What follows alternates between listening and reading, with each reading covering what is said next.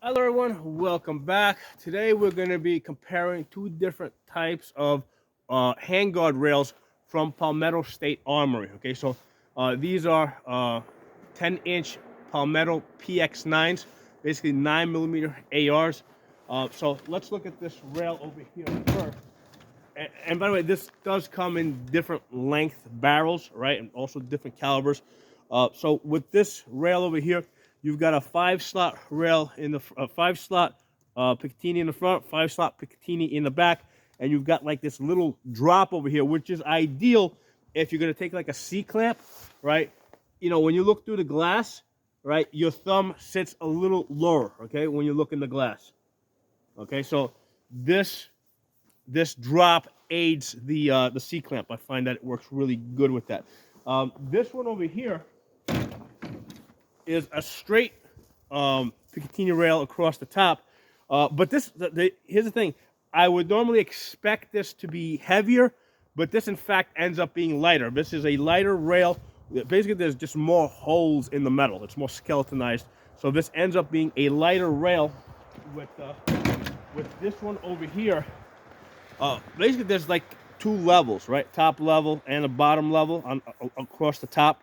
So this ends up being a heavier rail, and you can feel it when you hold the gun one-handed and shoot it the way that the government wants you to shoot it, one-handed like that, right?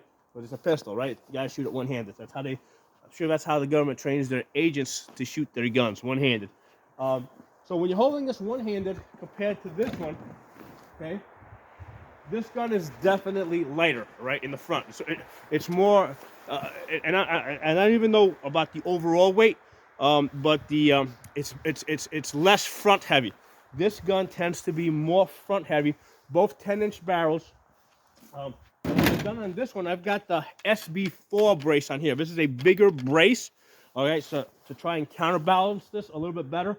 And this still ends up being a little bit more front heavy. Whereas with this one over here, you know, even though it has the lighter brace in the back, because it's a lighter rail, the gun ends up being a lot lighter, a lot easier to control one-handed, and you could shoot this gun the way the government wants you to shoot it, like that, right? That's how the government wants you to shoot the gun. Let's shoot the gun the way the government wants us to shoot it. Because like I said, I know that's how they train all their agents to shoot the gun. Guns like this, one-handed. All right, so let's do a little shooting here. Turn to the side. Let's do the side shoot. Upside down. Where are you? There you go. Upside down. Upside down. There you go. How about lefty? Out of ammo. That's the thing that sucks about these Palmetto PX9s. They do not have that last round bolt hold open. Now, I understand the reason why they do it. It makes the gun cheaper, makes the gun more reliable. But it's, you know, basically until the gun goes click, you don't know that you're on your last round. So that's the one drawback, and the technique I have developed for this, because sometimes what I don't want to do with this gun, right? Let's say I'm shooting the gun, right? And I go click. I don't want to take the magazine out, put the next one in, unless I look at the gun and make sure I don't have a jam. Because with a regular AR, right, when you're shooting that, right, you go, when your gun locks open, you turn it to the side, look at it, then you drop your mag, put the next one in. The technique I developed with the PX9s, right, is since they don't have the last round bolt hold open, okay, when the gun goes click, right, shoot the gun, click, okay, what I will do is I will open the gun, look at it, take the magazine out, put the next one in, safety on, then I'll charge the handle. So I charge the handle once to look at my chamber, or look inside the port to make sure I don't have a jam, and then I'll after the magazine goes in, I'll charge it again to put a round in the chamber.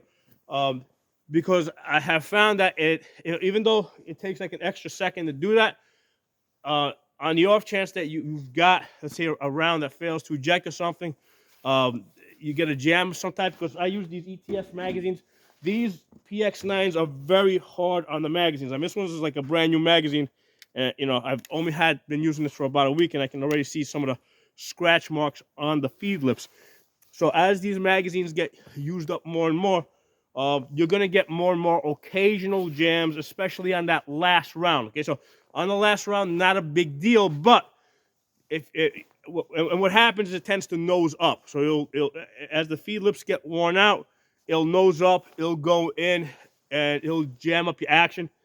If you pull out that magazine because you think the gun is empty and shove a good magazine in there now, and cycle pull the charging handle, now you're gonna take a small jam and turn it into a big jam. Okay, so that's why I've adopted the procedure, especially since I use ETS magazines because they're so cheap, and I don't have to worry about losing these.